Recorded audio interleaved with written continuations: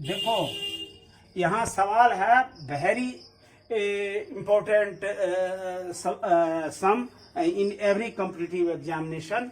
अब देखिए यहाँ है एक्स वाई से 20% अधिक रहता है तो वाई एक्स से कितना प्रतिशत कम होता है या रहता है। तो अब देखिए जो इसको समझो, समझने का कोशिश करो। अब यहाँ देखो कह रहा है एक्स वाई से 20% अधिक है तो वाई एक्स से कितना प्रतिशत कम है। स्पष्ट है कि एक्स का मान वाई से अधिक है, यानी कि 20% अधिक है।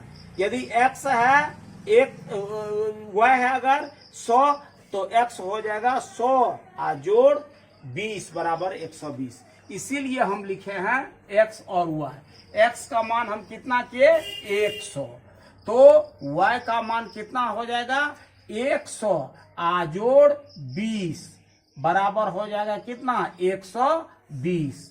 y का मान अगर 100 है तो x का मान हो गया 120। दोनों में अंतर देखो, x का मान 120 है और y का मान मात्र 100 है, तो अंतर हो गया 120 घटो 100 बराबर 20 का। कितना का 20 का। अब यहाँ हम भाषागत रूप दिए उसको, x का मान 120 इकाई है तो y का मान 20 कम रहता है। देख रहे हो बात को? x का मान अगर 120 इकाई रहता है तो y का मान 20 इकाई कम रहता है।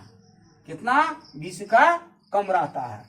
और यदि x का मान 1 रहता है, अरे समझने का कोशिश करो, तो y का मान कितना हो जाएगा दाया बटे बाया 20 बटे 100 120। कम में क्या होता है भागा होता है, बटे होता है, और अधिक रहेगा तो गुना हो जाएगा।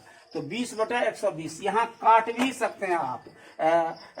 20 से 20 और 20 से 20 से 1/6 भी लिख सकते हैं। यदि आप फिर सवाल कह रहा है y x से कितना प्रतिशत कम है, y x से कितना प्रतिशत कम है, और इसलिए ये क्या नाम है तुमको x का मान अगर 100 है तो y का मान 20 बटे 120 गुना 100। अब देखो 20 1 20 20 6 20 से फिर 50 दूना 100 3 दूना 6, तो अब 50 बटे 3। तब अब x का मान हो गया 100, अगर 100 तो y कितना कम हो जाएगा 50 बटा 3, माने 16.2 बटा 3, 16 3 48 2 50 बटा 3%। तो इसी पर अवलंबित यह तुमको बहुत सारे कंपटीशंस के लिए, वैसे तो तुम्हारे हायर 9th 10th में इस चीज का टच करते हो, लेकिन यह है कंपटीशन के लिए, और बहुत सारे कंपटीशन में पूछ भी चुका है।